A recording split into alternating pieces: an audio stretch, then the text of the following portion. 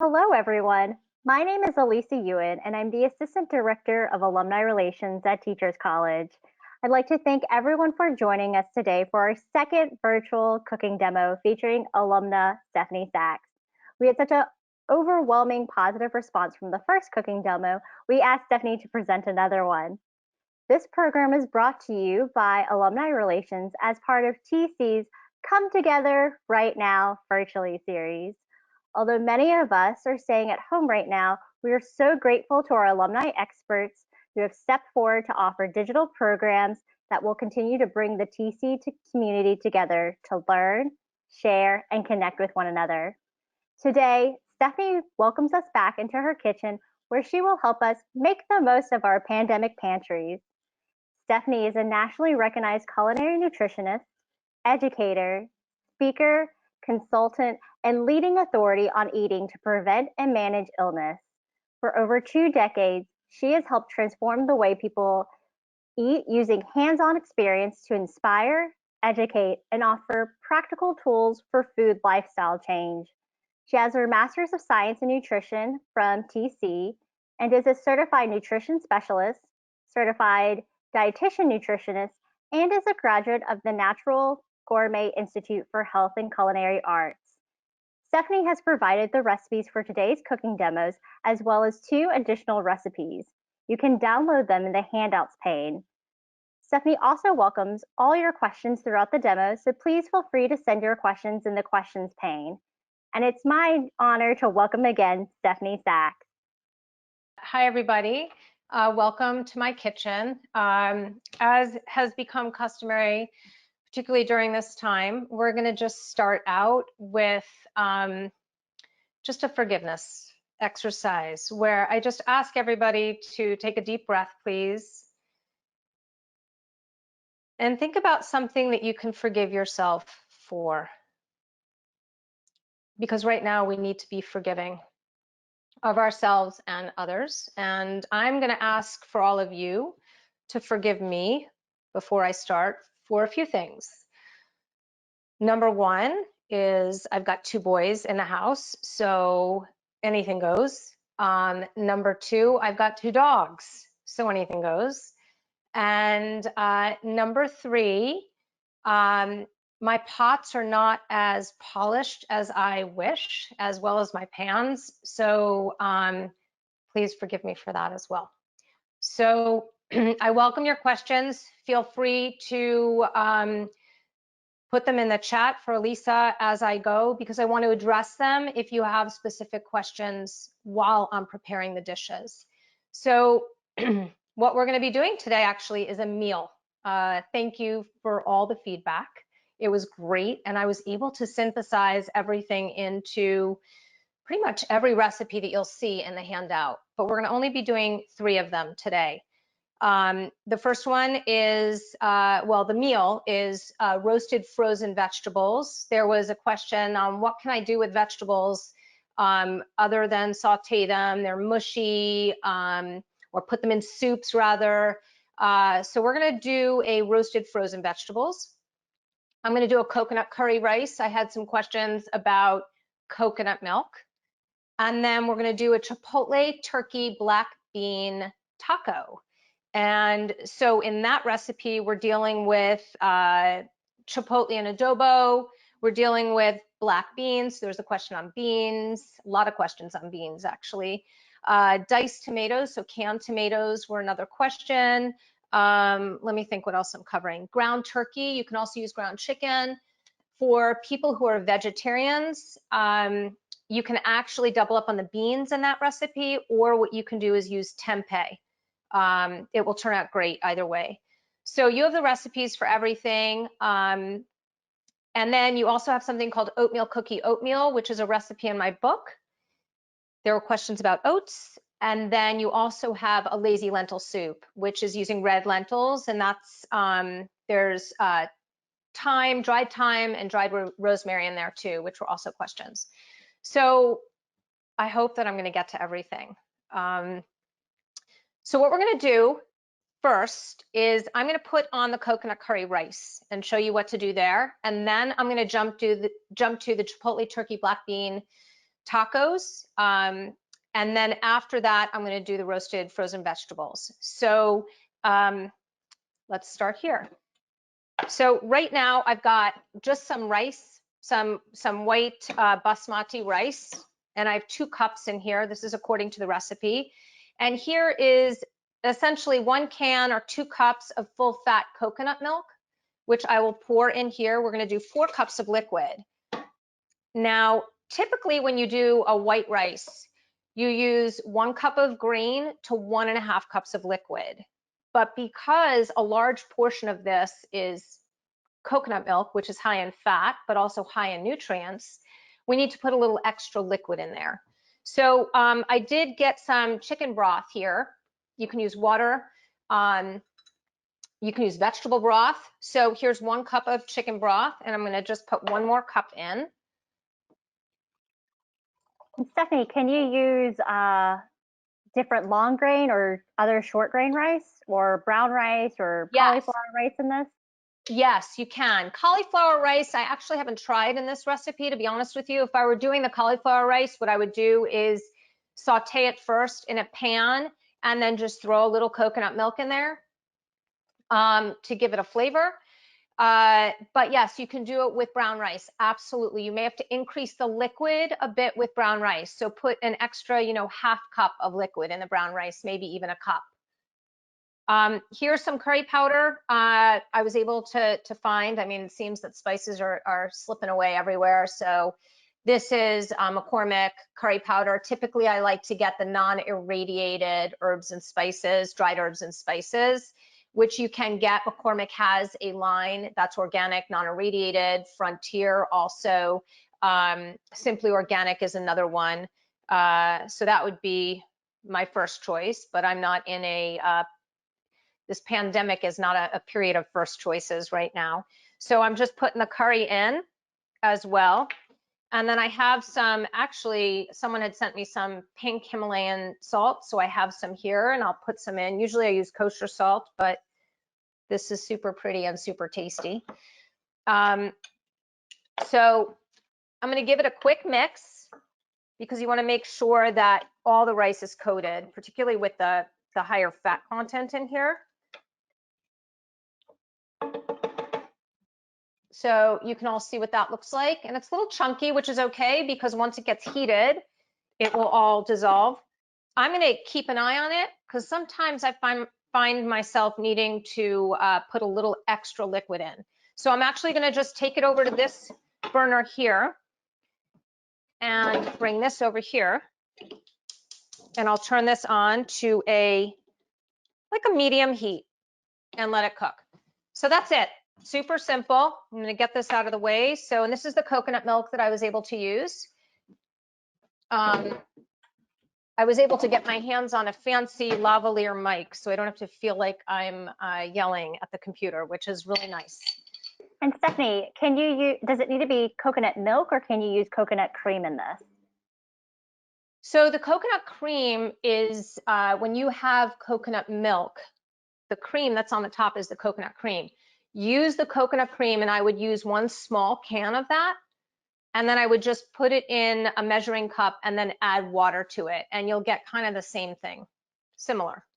So that's how I would use that. But yes, you can. I actually have a couple of cases right here of coconut cream that we were talking about before the live show here. So, okay.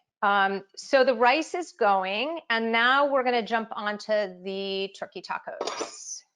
So I'm going to start out with my onion, and I'll show you all how to cut this. I think I went through this last time. I'm going to cut the ends off and pull this layer off here. I always like to have like a little bowl near where I'm cooking to put my scraps because it just makes, I always say that a clean space is a safe space.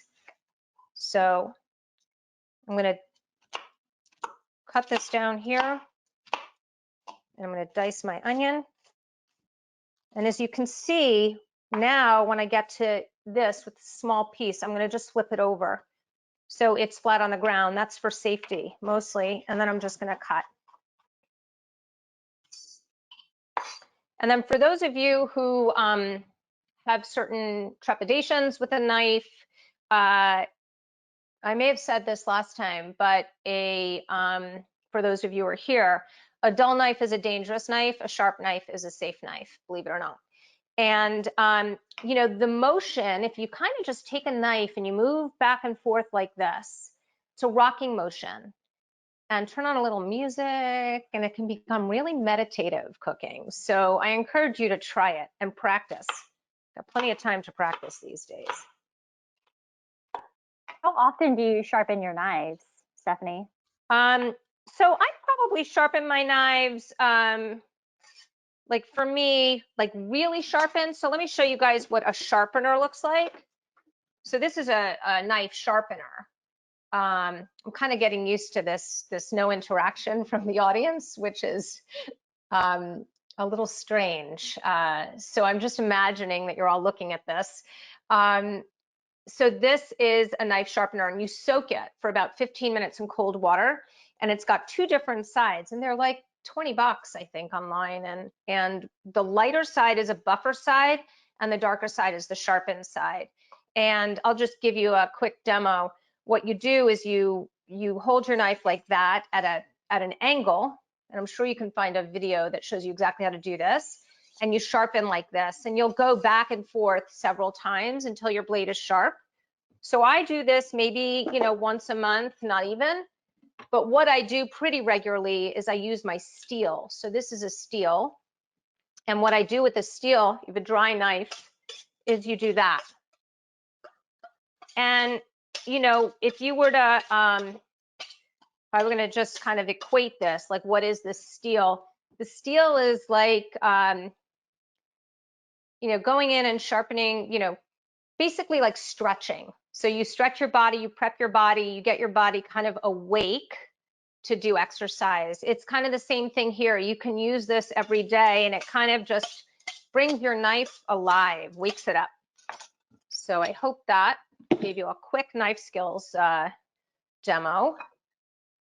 And then I'm going to take some extra virgin olive oil. I'm going to put it in my pan.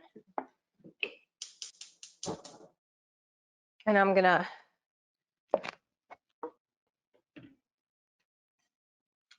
put the onions in, get those going.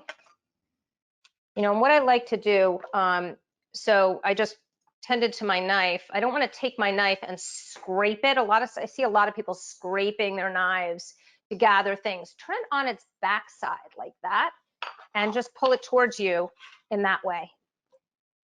And that's easier and actually safer for your knife. And then I'm going to take some garlic. And I can't remember if I smashed garlic last time or not, but you know, I always like to find, so you just slam it like that. I always like to find ways to do things more efficiently in a kitchen, because I want everybody to cook in the end. So we just had a question, Stephanie. Is it necessary to wait for the oil to get hot before adding food to the pan? No, you know, it's, you know, in Asian cooking, there's that old saying, hot wok, cold oil. And I do think that that can make a difference, particularly when you're doing stir fries. But, you know, I don't fuss over stuff like that. I don't think there's a real difference, to be honest with you. Although I'm sure that there are plenty of chefs who will argue with me. But again, my whole thing is what things can I, because there's certain culinary ideas that people take in as gospel, and it often prevents them from thinking that they can do it. You know, it's just going to take too much time. I have 5 steps to do versus 3. So I like to get you down to as few steps as possible. So if that means throwing your onions in, you can see it there. They're just starting to cook. With the cold oil, that's fine. Now, okay, so I'm going to let that cook. So I love when I get questions about things that I actually haven't used, and I'm the first to admit if I haven't used something. So while I've used tons of chipotles over the years, I've never used it in the adobo. So I have this little can of adobo, chipotle peppers and adobo sauce. And you have two things in here. You've got the sauce and you've got the peppers. And so I actually just made with the sauce chipotle mayonnaise, which was really nice. So you can do something like that. You can put it in soups. You can make any kind of sauce out of it. You can make dips with it. For the purpose of this, I'm going to pull a pepper out. So the peppers are soft, which, you know, outside of fresh chipotle, you often get them dried. And this is a nice sized pepper right here. And it's got a bit of a, you know, stem.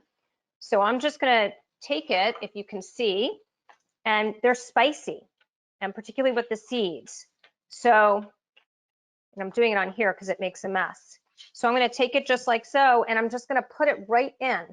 And I just need one of them because they're so spicy. So excuse me for a second while I wash my hands. Stefanie, so Yep. once we've opened this can, how long will the sauce and the peppers stay fresh and usable? Yeah, I would think you'd probably be good for a good month with it like this. If you put it in an airtight container, that's how I would use it. I mean, that's how I would store it. I'm sorry. So can you guys see what that looks like?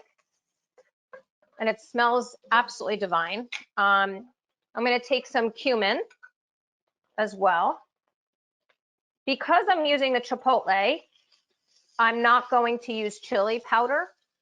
And then what I'll do is maybe decide at the end, once I taste it, to add more chipotle.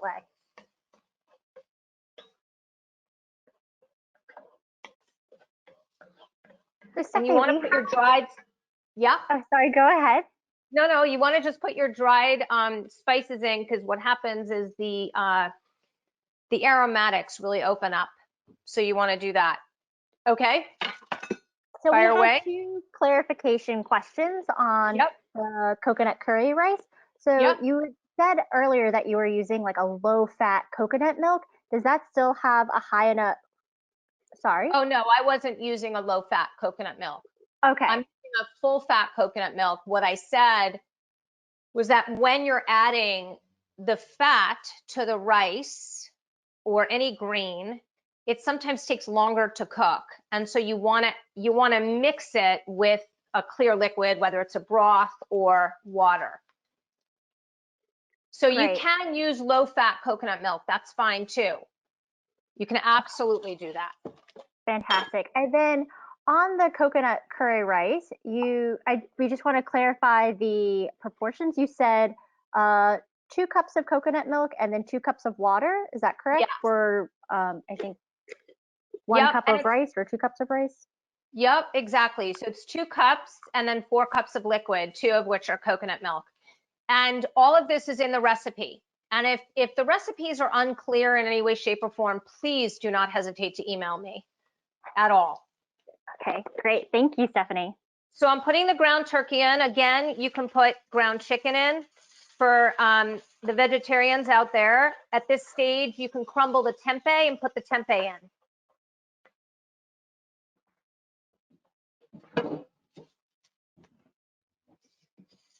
So what I'm doing here is I'm just kind of mixing it all around.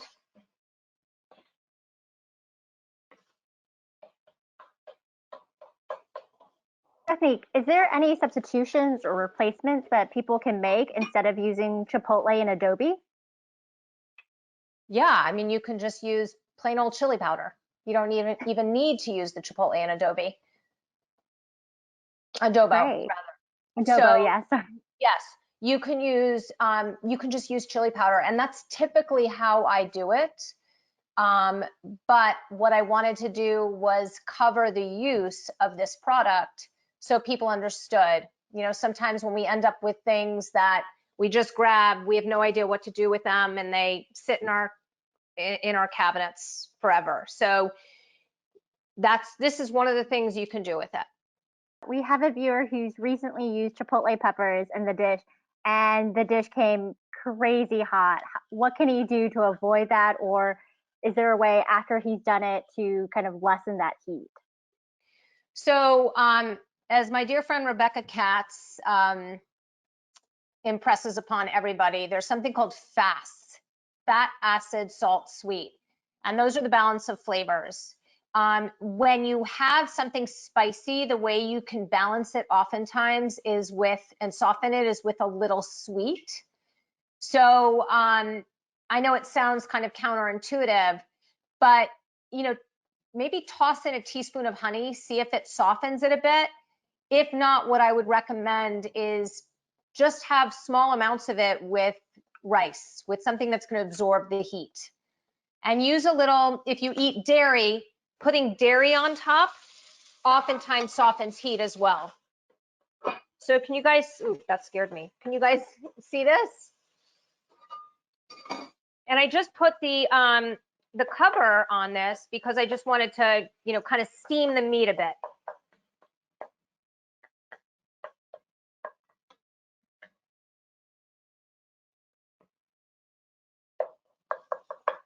Okay, so I'll put that back, and then just to show you, these were the only tomatoes I could find, and a large can, and then these Goya black beans, and so we're gonna put that in as well.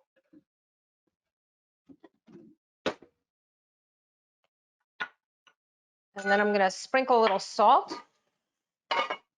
And I always say this is wait often until the end to finely season things.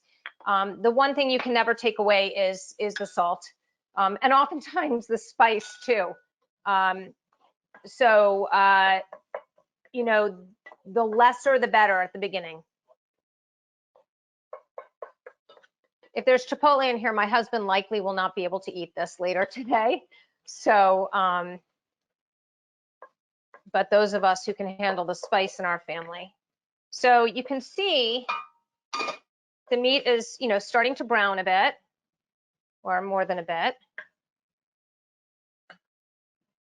And feel free to, if you want, you can add vegetables in here, but I'm just keeping it super simple.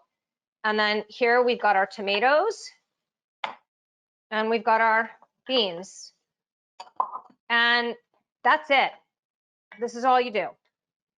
So now you're just gonna let it cook, and then we'll reseason it. So this is a great dish to freeze. I know there was a question about, let me see, how to cook in this COVID time for seniors living on a fixed income. And so, these dishes that we're doing are pretty inexpensive, and they travel. In other words, you can have them throughout the entire week. So whether it's the frozen vegetables, getting ground turkey is not very expensive at all, and beans are not expensive. Onions, tomatoes, and then rice. So I hope that addresses that particular question. And I also know there was a question about pasta, and Elisa, if you could maybe get some more specifics on the pasta question, that would be great, because I would love to know what people want to know about pasta, including egg noodles. If it's what to do with it, you can put it in soups. You could actually use this meat combination with pasta. You could do pesto. I do something called a spaghetti pie, which is like with leftover spaghetti, and I saute a bunch of vegetables, and then I actually fry the spaghetti and put some cheese or dairy-free cheese in there, and it compacts into a bit of a pie, and it's really good, actually. So those are some thoughts. So Stephanie, you just mentioned adding pastas to soup. How do you ensure that it doesn't overcook? So I cook the pasta separately, and what I'll do is I'll make it al dente, and then I'll put it in towards the end. So that's how I will do that. So can you guys see what this rice looks like? There's still quite a bit of liquid. Golden rule with rice, or at least how I was taught, is you don't mix it around, but sometimes I do mix it around when I'm doing this particular dish. So we'll keep that going. I'm gonna turn it down a bit and we're gonna let that go. And I am going to jump on the frozen vegetables now. Do we have any questions about these two dishes that are going right now that I can address before I jump onto the frozen vegetables? What other vegetables would you recommend putting in the turkey tacos? Oh, I think like summer squash and zucchini would be lovely. If you like bell peppers, you can do bell peppers, even dark leafy greens. You can shred them really finely and you can put them in as well. I may take you guys outside to pick some chives because I'm feeling like this dish really needs green, but the camera won't come out with me. So hopefully you can hear me as I'm gonna go just clip some chives on my deck. And I'm gonna show you something fun with this dish. So bear with me 1 second. So as Stephanie goes out to get some chives, please feel free to send in your questions in the questions pane so we can ask Stephanie questions as she is cooking up these amazing recipes.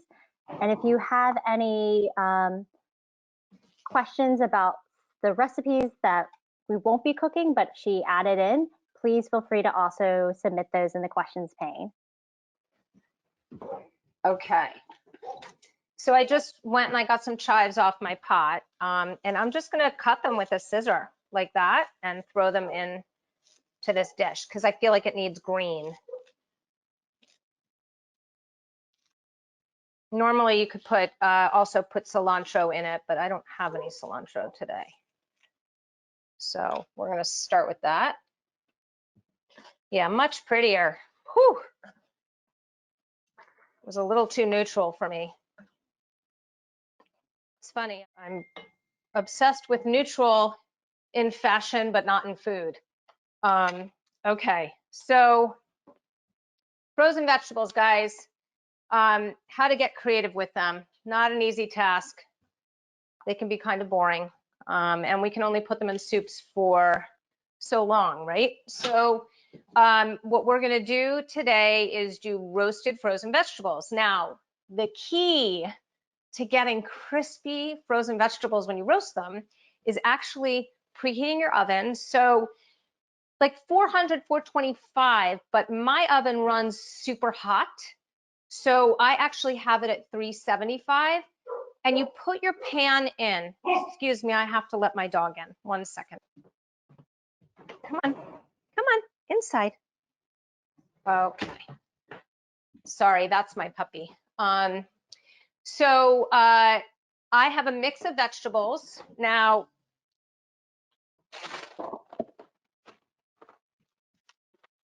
what I did was I had a variety and I just added to it. I have French style green beans, I have peas, broccoli, I have Brussels sprouts, and corn I've used. And I have about 8 cups in this bowl. And my pan is heating in the oven right now. So I'm going to take a nice amount of oil. You want a nice amount of oil. So about 1/4 cup of oil. And I'm going to take some garlic that I minced, as well as some salt. Remember, I can always salt them. Get your hands in. Maybe cold, but it's really fun. It's a fun thing to do. And if you have kids, this is a really good thing to do with the kids. Did you use olive oil or vegetable oil, Yes. canola oil? I use just extra virgin olive oil. And you're going to get them coated. And you'll notice too that, you know, some of the vegetables that are larger, like this piece of broccoli, you can break up if you want, because it'll cook more evenly with the others. Okay. And now I'm going to carefully take my super hot pan out of the oven. And please forgive me for what my pan looks like. It's a pet peeve of mine, but God got right now. And you hear that sizzle, right? You want that sizzle. And then you're just going to spread them out like so, carefully, because it's a hot pan, remember. And now I'm just going to place them back in the oven. And over the next 15 to 20 minutes, they will cook. And there you have it, guys. That's a, you know, this is a 3-course meal. I think it was pretty simple. And let's see what this tastes like and what this needs. So the liquid has kind of worked its way out in this dish, which is good. And it's just like a nice ground meat. You can do this with beef if you like beef. So I'm going to shut that down. And I'm going to do a bit of a taste test. And see where the flavor's at. And then we can talk Chipotle heat and see if we need more.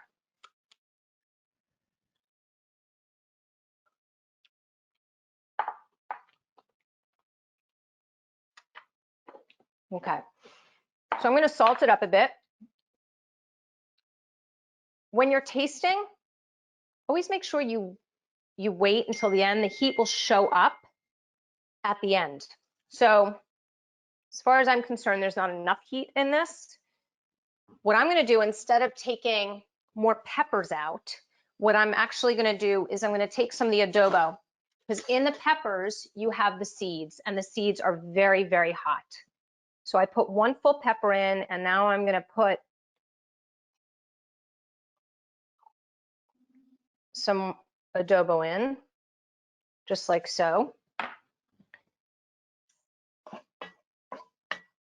And see what happens here.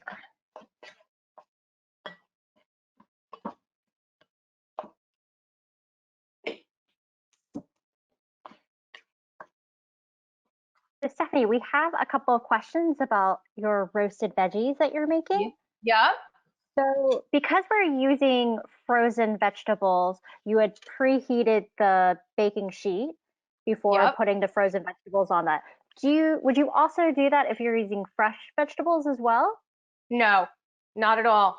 So I want you to think about it this way. The frozen vegetables are frozen, and when something is flash frozen, what you're dealing with is some of the water in the vegetables are going to create sort of that frozen sheen or ice. You need that you don't have that on fresh vegetables. And for this, you need it to defrost quickly. And the way you do it is put it on a hot pan. So you're not dealing with the same situation when you're dealing with fresh.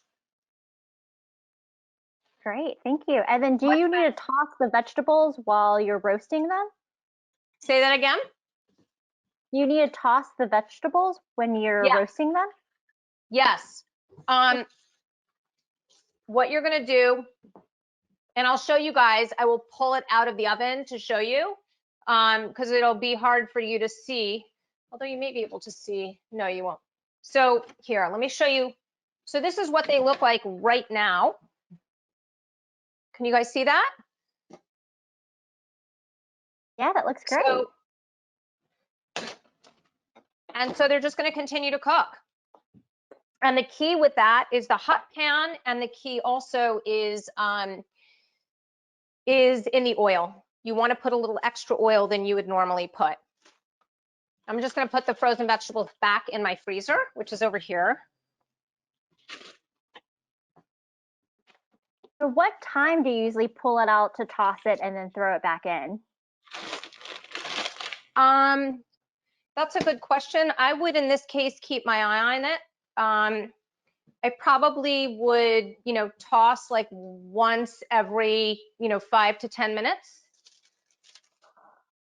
So, when you're in a kitchen, and this is the thing, I multitask. So you see, I have 3 dishes going. I know, my computer brain knows exactly what's going on, when it's going on, and when to check things, just because this is what I do. You don't have to run 3 dishes at a time. You can do 1 at a time if you want. Turn some music on, burn some incense, have your family around, whatever it is. You don't have to run 3 dishes. But for the purpose of what we're doing today, I'm just showing you how you can if you want. Okay, so now the rice is looking beautiful. So the rice is done now. So you can see all the liquid has been absorbed. It's like pale yellow color. And I think what I'm going to show you guys how to do is how we do soft tacos in our house. So let me get my little fixins here. So I have avocado if you want avocado on it. We have a home that we've got one family member who's dairy free. So I've got some vegan cheese. I've got some sharp cheese. We have 2 members in our home are gluten free. So I have 2 different types of gluten free tortillas. These I could get my hands on, others I couldn't. And these are corn tortillas. So, and then we've got some salsa, which you can use or you don't have to use. This is my favorite brand, actually. I've tried a lot of different ones. But I guess it seems sort of interesting to mix a coconut curry rice with a turkey black bean chili, but it's actually really delicious, believe it or not. And these are soft enough that I don't have to heat them. And I'm gonna let the rice cool a bit. Open up an avocado, and you can throw together a quick guac if you want, or you can just slice your avocado like this. See how I do that? And then I just peel the skin back like so. Then you have these beautiful pieces like that. And so what I will do is just take a little bit of rice and put the rice in here. You guys can see that, right? Let me clean this up so it looks a little bit better for you. And then I'll take some of the turkey, like so. I feel like I'm doing a turkey sushi roll here. And then you just roll it like that. There you go. You can tuck it in too if you want. My son likes to put these in tin foil.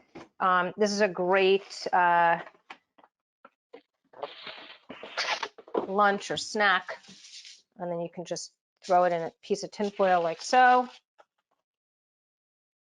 And voila, there you go. And bring it down like so. And you can see how pretty that looks inside. And then you can dip it in salsa if you want. If you want more heat, you can put more chipotle with adobo, or you can put any kind of sriracha on it. But there you have it. So I am open to take whatever questions you have. Let me just take a look at these vegetables again. So you can see here what they look like. And they're not browned yet. So I'm just going to mix them around and throw them back in. Okay. So Stephanie, I think it's very safe to say that we're all very jealous that we're not in your kitchen right now eating all the food that you're making because it looks delicious. I wish. I mean, that's like, you know, gosh, I wish you were all here that I could nourish you because that's what I do. This is an interesting way to do it for sure, and we all have to adapt. But thank you. Yes. So we have a couple of questions. In terms of the tacos, does it matter what kind of tortillas you use? Could you use corn? Could you use crunchy? Yeah, just know that with the corn can be hard to wrap, you know, like wrap around like that. So like this is 100% corn tortilla, and it's, you know, you want to heat it and then you can just fold it over like that. If I fold it too far right now, it'll crack. Great, thank you. And you can use taco shells too. Hmm. And if you don't have any of them and you just have tortilla chips, use tortilla chips. Yeah, it's a great nacho. Yeah, it's a great nacho. And then day two, put a bunch of greens in a bowl and put some of this meat on top of it. It'll be delicious. It's like a burrito bowl. I love that that's such a versatile dish for us. Such a versatile dish. Absolutely. And so about the rice, because you did 4 cups of liquid. Mhm. Um, so if we're cooking rice and it just still has way too much liquid, what should we do? Do we turn up the heat a little bit? Do we just give it a little bit more time? What's the best way to rectify that?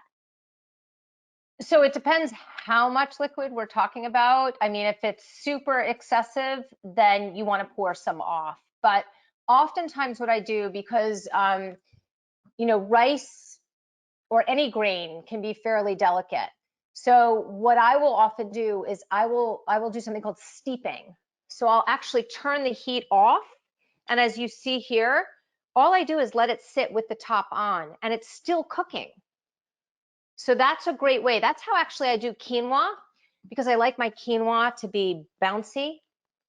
Um, I actually stop cooking it when there's like a decent amount of water left, and I just let it steep and it just fluffs up and is not wet at all. Oh, that's fantastic. Thanks for letting us know. Talking about that, could we substitute quinoa instead of the rice, like the basmati rice? Um, you know, I've never I've never done a coconut quinoa. But I will say this from what I know. If you want to do a coconut milk quinoa, I would suggest you use the red or the black quinoa, because I think that the Mhm. light quinoa will be way too delicate. Um, and what I would do is I would do only a small percentage of coconut milk. The quinoa grains are so delicate, much more delicate than the rice. And so I would do like a cup of quinoa to a cup and a half of liquid, which is normal. Do a cup of water and a half of a cup of like a light coconut milk. Great. Yeah. So we have a couple questions now about the roasted vegetables that you're doing. Hmm. Um, do you need to have a certain amount of space between the veggies when roasting, and how do you prevent them from burning? Yeah, so that's a great question. So typically, let's talk about first preventing from burning. Um, Preventing from burning means that number one, you want your vegetables to be uniform, which mine are not 100% uniform, so I'm keeping a close eye on them because I have these big chunks of Brussels sprouts that I decided to add. Um, so you want them uniform in size, number one. So if you're going to do, roast string beans with corn, with peas, and then roast broccoli with Brussels sprouts. So keep them sort of in families of size. And in terms of how far should they be apart, I like to just look at it as though they should be evenly spread across the pan and not like layered on top of each other, because then they won't really cook well. It's kind of similar when you roast potatoes or roast any kind of root vegetable. You want kind of just a thin layer in your pan. You can see the vegetables, guys. And they haven't browned yet. They just look like boring frozen vegetables. But I'm praying that they do what they did in the test round. So, because the test round, they were beautifully crispy. Um, so yeah. And as you can see, I kind of had them even. The other thing with the vegetables that I will tell you, my oven is wonky. So like back in this area, it's super hot. So whenever I put a pan in, I kind of avoid that corner a little bit. So it's also getting to know your oven. I should have somebody here to calibrate my oven, but I just have not gotten to that yet. Because there are people who calibrate ovens. I had no idea those people existed. That's great to know. I Yeah. should probably have my oven calibrated too. Yeah, it's really Yeah, it would be a smart thing for me to do at some point, but that's just not happening right now. Completely understandable. So Yeah. we had one viewer ask if you could air fry the vegetables instead of roasting them. Gosh, I've never air fried. I would imagine you could, but I've never done it. So, Okay. but I would imagine you could, just as you could technically dehydrate them in a way of, turn your oven on to like 175 and keep them in there for a really long time. It's like how you would kind of bake kale. Okay. So Would it's that great to, still work with frozen vegetables too, or do they need to be fresh vegetables to dehydrate? I don't know. I would imagine you could work with frozen in that you're just leaving them in there for a very long, slow roast dehydration. I mean, you're just really asking the oven to heat out the liquid. Mhm. I don't know. I haven't tried that, but that may be a good thing to try. Can be your project this weekend. Yeah. Oh no, I'm jumping on coconut yogurt. That's what I'm doing next. So we have a question about dessert, which is, I know, Oh. one of our favorite thing we love to do. So in this, because today you gave us a complete meal, so what dessert would you recommend to go with this meal? Oh my God. I'm so glad you asked. Um, I actually have something in my fridge that I made last week, which is my granola recipe from my book called Delicious Granola. So I'll show you. Huh.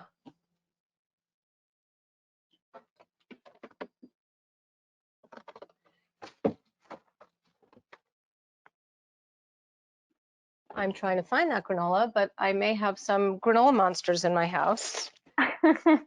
So I actually have a backup. And then let me, I have one other thing to get out here and I'll show you. Okay. So, so you can make a delicious granola yogurt parfait. So I will show you.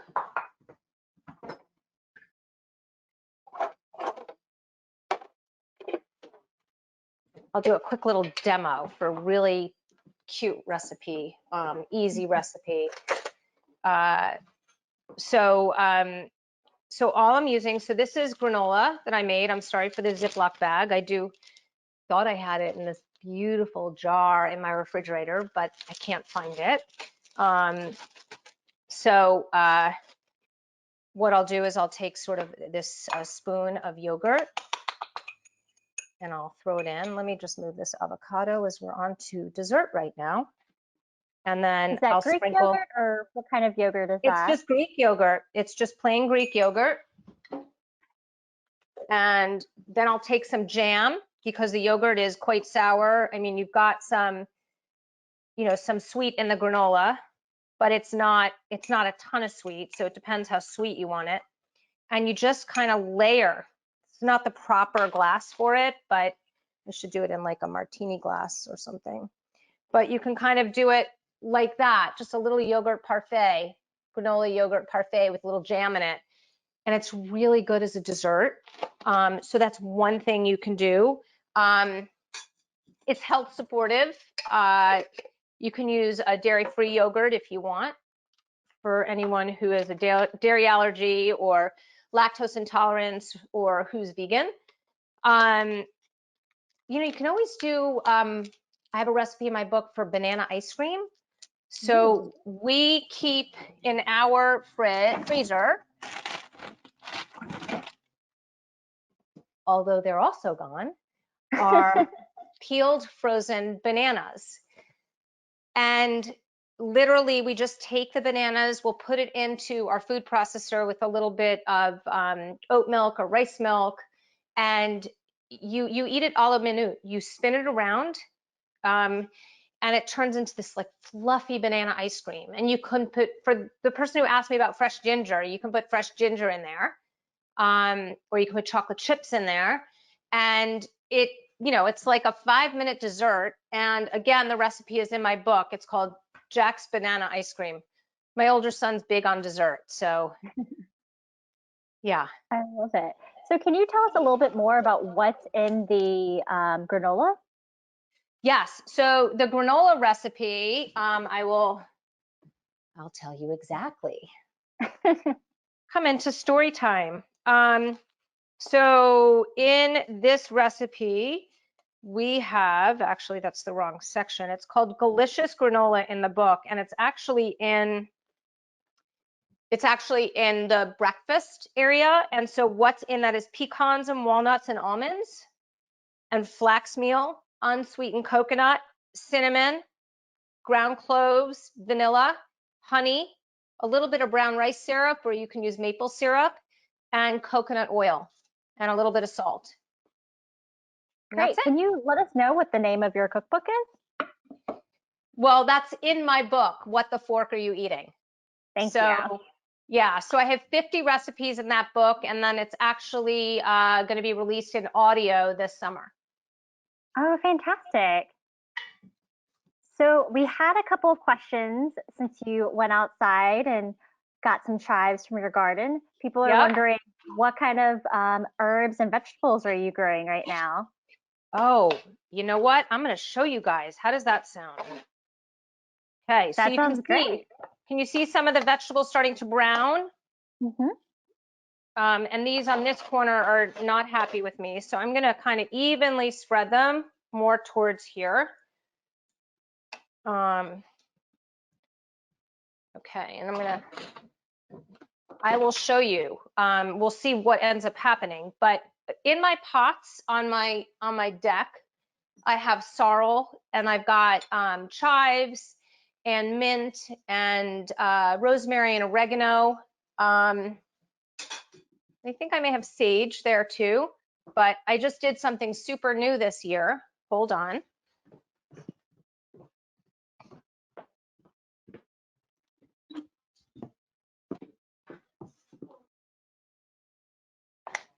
Oh, I'll just, okay, one sec. Okay, so we actually did seedlings this year. So Oh, you can see I've got quite a few things growing here, and it's eventually going to go into my garden, I think next weekend, not this weekend, but I've got oregano, basil, mesclun mix, bib lettuce, various cucumbers, squash, chard, carrots. I got a little overzealous, I think. Tomatoes, carrots, I think I said, leeks. I've got pak choy, Napa cabbage. So I have no idea what's going to live or not. We have a garden that's about 12 by 12, and so we're going to go for it. The joke in my family is I do not have a green thumb. oh no. So yeah, so I'm hoping to change that. Well, you have such an amazing variety of vegetables, and I'm very curious to see what happens with it. Best of luck with that. What have you Yeah. found something to be very easy to grow, especially, I mean, as you might know, a lot of our viewers are in Manhattan or living in apartment buildings, so unfortunately they don't have access to an outdoor space to do a garden. So do you have any vegetables or herbs that you would recommend for them that are easy to grow in an apartment space? So let me preface this by saying that mint is a weed, and I can barely grow mint. Oh no. That being said, um, basil, mint, rosemary, thyme, oregano, and I used to live in an apartment primarily in Brooklyn, and I didn't have any outdoor space, and just being able to put on my windowsill a couple of pots, and as I would cook, I'd be able to, I mean, it was when I was at TC, and I would be able to kind of grab the fresh herbs. It makes a difference. So someone mentioned that they've seen people put scallions, like the green onions, in like a glass of water. Have you tried that before? I haven't. No. I haven't done that. But I would imagine, listen, I mean, I have a friend who runs the Green Bronx machine and they're working with Tower Gardens in the classrooms. And so there are so many indoor systems or vessels that you can use. I mean, I know you can use PVC piping. There's so many things that you can do inside to grow, and it's just a matter of, the light that you put on it. So, but I haven't done that. That would be probably a huge fail for me. Yeah, probably. This cactus here, oddly enough, which is a cactus, this was given to my son who is in ninth grade in fifth grade. And I think it's a fairly good sign that we've been able to keep it alive. That's very good. Yeah, but it's a cactus. So, I mean, I know people who've killed cacti yes. before. So it's a good sign that you've kept it alive for that many years. Yeah, I know, right? So these are starting to crisp up really nicely, you guys. I'm not going to leave you until they're done. But again, you can see they take a little love. They need love throughout the process, which maybe I should have started them a little bit earlier, but they're kind of fun. And they're really good when they're done. Okay. For the roasted vegetables, if you realize that you didn't add enough oil to begin with and you pull it out and you realize you need to add more, is that okay to do? Totally. Totally fine. I break every culinary rule that ever existed, and I'm still standing. So, I mix flavors and cuisines and, cooking techniques. And if there's a rule, I'll break it. So, I think really one of the things I like to tell people is really connect to the food, connect to the energy of the food that you're cooking, and don't be afraid. I mean, what's the worst thing that can happen? So just don't pour oil in a hot oven. Don't pull the pan out and add the oil that way. Don't stick your hand in the oven and dump oil on top from a cup, because God forbid that splatters. So I would just pull the pan out, mind the safety, but try it. Try it for sure. Don't be afraid. And on that note, I think that's a great place to wrap up. Stefanie, thank you so much for welcoming us again into your kitchen and showing us how to make the most of our pandemic pantries. Teachers College is planning more digital events in the near future, so please stay tuned from emails from TC, Alumni Relations, and our social media channels. You will be receiving the link to this video recording as well as the recipes we cooked today and 2 additional recipes in our follow-up email. We hope you can join us for our next event, Leading High-Performing Virtual Teams with alumna Bonnie Davis on Wednesday, June 10th at 12 p.m. Eastern Standard Time. Thank you all so much for joining us today, and we hope you have a wonderful day.